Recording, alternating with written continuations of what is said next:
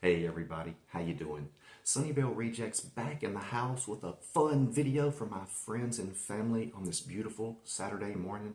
The birds are chirping, the sun is shining, and today we're going to take a look at my Stephen King book collection. That's right, my Stephen King book collection. I can't claim to know it all. I'm not a constant reader. I just amassed these books over the last 2 months. And props to Mike's book review. He's so knowledgeable and he has such an amazing collection that he enticed me to check out Stephen King. I kind of strayed away from his books because, he was so popular. He sold and wrote a ton of books and everybody was reading them. And it's kind of like the Beatles and Pink Floyd and Led Zeppelin when I was younger. Everybody was listening to it, so I went a different route. But today I got some beautiful books I want to show you, and then I want to ask your opinion on how I should proceed with the Dark Tower series, which order I should read the books in. So without further delay, I am truly going to shut my mouth today and just show you my Stephen King book collection. Feel free to chime in because I'm not a know-it-all. I'd love to hear anything you have to say or share. And while you're there, please drop a like and leave me a comment. Subscribe if you haven't already. Your support truly matters to me. So here we go. Carrie. We got Carrie here. This was the first book I read by Stephen King. I later read On Writing, which was phenomenal, but Carrie was great. I don't know why I didn't keep reading more King after this. You guys know the story of Carrie. Then we got Salem's Lot. Salem's Lot. Scary ass book. Terrified me for decades. Look at this copy of The Shining. Isn't that nice? The Shining. You guys know the story. I've been watching a lot of interviews about Stephen King, and I think it was Sandy Fippen that asked him, and hell, this interview came out in 2004, but they asked him, they always ask about money and popularity and all that, and he goes, all the checks were good, but the best was when he was working at New Franklin Laundry, making $1.65 an hour, and his daughter was sick, and they needed amoxicillin. You know what? They were really worried. They went on a trip. They came back home. They didn't know how they were going to get the medicine to heal their daughter up. And lo and behold, there was a $400 or $500. The check amount has changed in a couple of interviews, but $400 or $500. And then they could afford the medicine for his daughter, and that made him feel really good. And he said out of all the checks, no matter how big they were, that was the best. Firestarter. You've seen this before. Y'all know Zach from Shadyside Library. Damn, he's got a nice collection too. And I saw his copy of Firestarter and I said, I've got to have my own. But look at this beauty.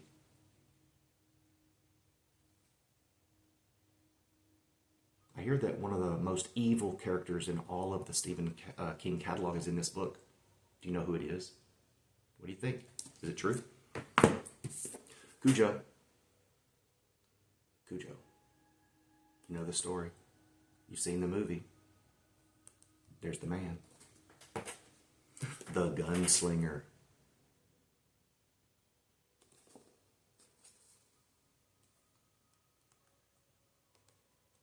Still pumping out hits. The gunslinger.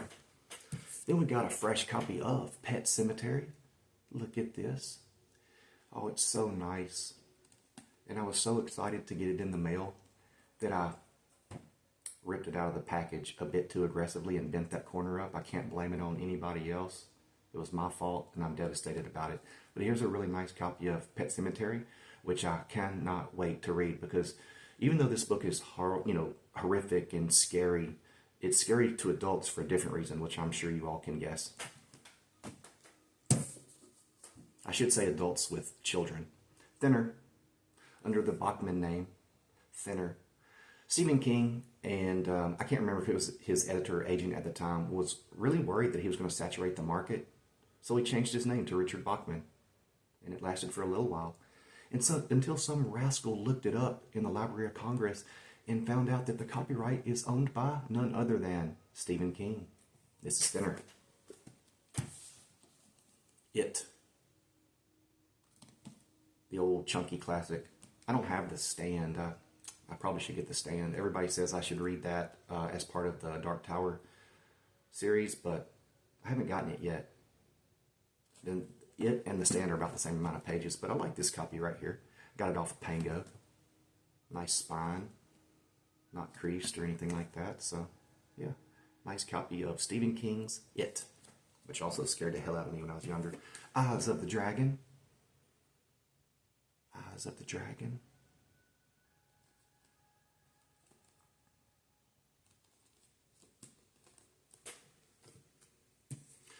The Drawing of the Three. The Drawing of the Three. That's embossed. I like that gold. That stands out. That's really classy. Spine's, creased. It's been read a few times. Not by me, unfortunately. But I'll read it and then, you know what I'm going to say. Find a kid to give it to. I was reading Anne Rice Pandora the other day at school, and something really cool happened. A girl came in to talk to me like they often do. They got all kinds of problems, man. Being young and, you know. But anyway, she goes, what are you reading? I said, this is Anne Rice, Pandora. I just got back from Mississippi. I was staying in an old B&B, kind of like Anne Rice's novels in New Orleans. The architecture's the same. It's kind of conducive for that kind of spooky vampiric tale.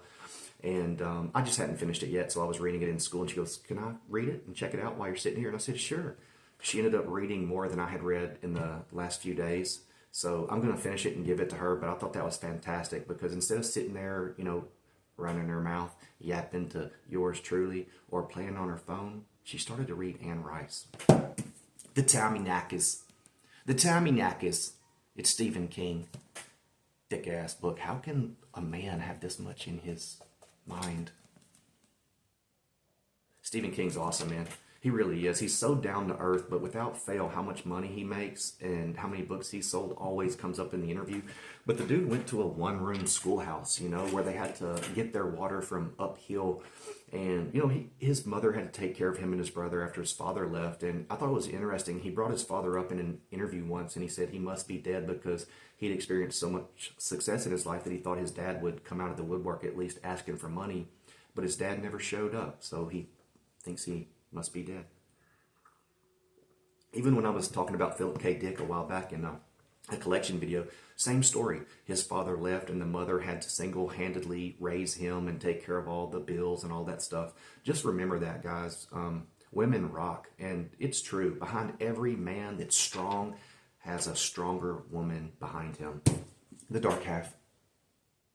Beautiful copy. You've seen this before, so I won't spend too much time on it. The Dark Half. Beautiful book. People love this one. The Wastelands. It's the Wastelands, damn it. People love it. I can't wait to read it. I really cannot wait. After Pandora, I got to dig into some Richard Lehman, and then I'm going to read Thinner, and we'll see what happens from there. That's the Wastelands.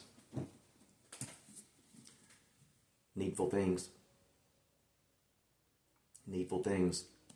A Pango buy. Probably like $3. Shipping's $4.99. Pango rocks, y'all. Give it a shot. Needful Things. I'm running out of space here. Gerald's Game. It's Gerald's Game. Big ass Kmart sticker on it, which is nostalgic on its own. Gerald's Game. Wow. I can't wait to read that. I didn't know anything about it until I started to listen to a review about it. Probably Mike's Book Reviews. The guy rocks. I'm telling you, check him out. Man, that book is freaky. The premise is, a couple go, into the country to spice their marriage up, so to speak, and I can't tell you. You'll just have to read the book and find out, because I had to cut the review off. I was getting too much information, and this is one of those books that I knew I was going to love and wanted to discover on my own. Please, check it out. Insomnia. It's Insomnia. Stephen King. The man. The myth. The legend. His life is really like an open book. There's so many great interviews all throughout his life, and you can clearly document the changes in his style, his personality, his look. What a cool dude. Always so down to earth. Wears blue jeans, drives an old pickup truck, and at one point in an interview he said, I got $80 in my pocket. I can buy a pack of smokes, I can put gas in the truck, I can buy a new pair of blue jeans. I thought that was super cool. He doesn't own a jet, even though he could afford one. He just drives his old pickup truck around Bangor because Florida was too populated for him. Rose Madder. Rose Madder. Another funky ass cover. I love it. Spooky. Cult-like. Great paperback buys from Pango. Almost all of these books came from Pango. And the cool thing is, you know, I'm not getting paid to promote these folks, but I have a bookstore there too. But the images that you see, that's the book you buy. And you can write these people and say, can you please take some more pictures? And they'll do it. Now, it doesn't get any better than that if you're a collector and want nice books on your shelf. Desperation. Look at this gem. It's desperation.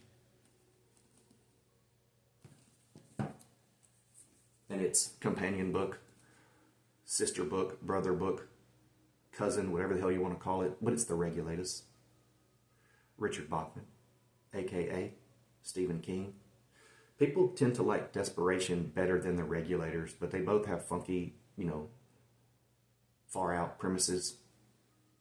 One may be done better than the other, I don't know. I'm only reading reviews, but I don't take it to heart too much, you know, because everybody has their own thing going on when they're reading books, and you don't know where they came from. Like, what book did they read before that? What's their experience with books altogether, you know? A lot of things matter when it comes to what people think about books. And again, as I've said before, sometimes people read books at the wrong time, and they should give them another chance, like music. Wizards and Glass. Wizards and Glass. And a lot of people say this is the best book Stephen King ever wrote. What do you think? When I was hearing about this, because he'd been writing it since he was a young man in his 20s, when I started hearing about the Dark Tower series, I thought it was a departure from the horror stories that he normally writes. But the truth is, he said he never, you know, like confirmed or denied that he wrote horror. He writes more suspense. And he said, horror is heroin and suspense is methadone, something like that. I thought that was amazing. But when he's writing, he wants books that are going to hurt and exhilarate the reader. And he doesn't want to read or write some stuffy, dry, intellectual bullshit. Nobody does. And he throws out Jonathan Franzen and John Updike as examples of that, you know. Wolves of the Kala. Nice, big, hardback. Wolves of the Kala. Part of the Dark Tower series. The Stephen King metaverse. Castle Rock. All those characters. How amazing is that? We got the Song of Susanna coming up. The Song of Susanna. The Song of Susanna. Yep. In the Dark Tower. Look at this big ass book. The Dark Tower, he's got so many thick ass books. This man had a lot up here, right here. He's like a archaeologist as opposed to an arranger. And he said that too. Like when we write creatively, the stuff to write about is already there. But you gotta dig and sift for it, and then you gotta arrange it, you know.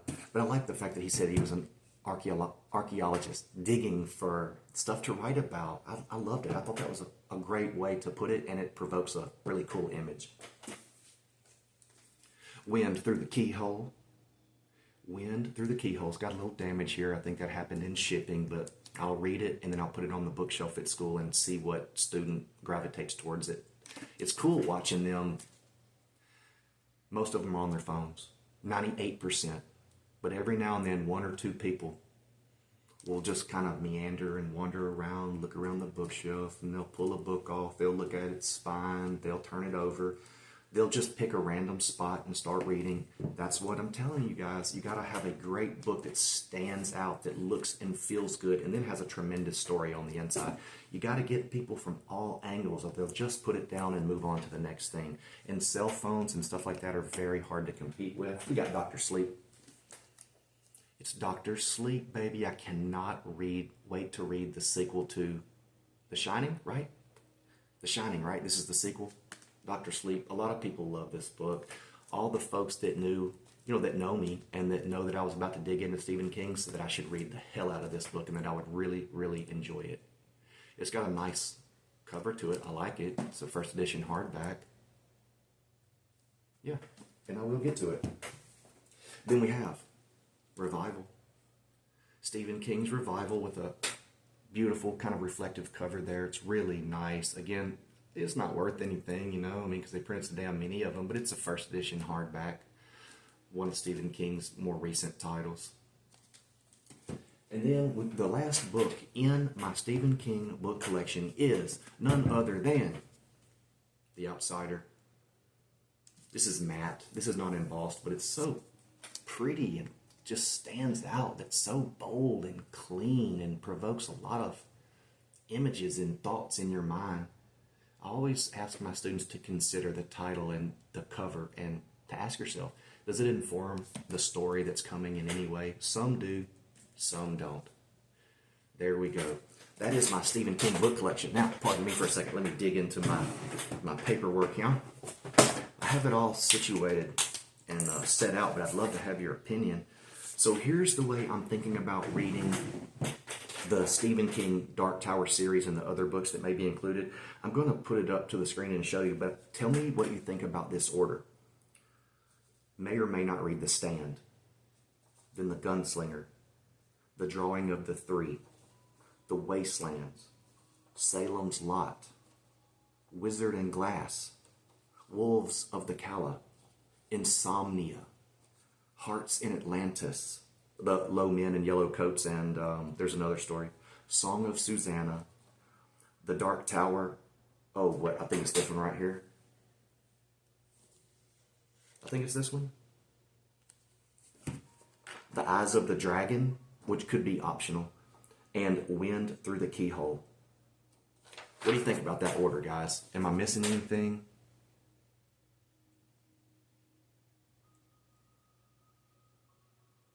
And then I got some other books that I want to read by him that may or may not have anything to do with the Dark Tower series or the metaverse.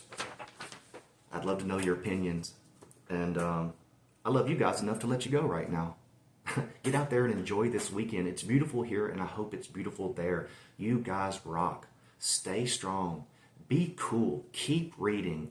And don't forget about the Sunnyvale Reject. Y'all saw that fly land on my forehead in the last second of my video? I can't believe it, but I'm going to keep it in because that's life. I love you guys. Have a wonderful day. Keep reading. Stay cool.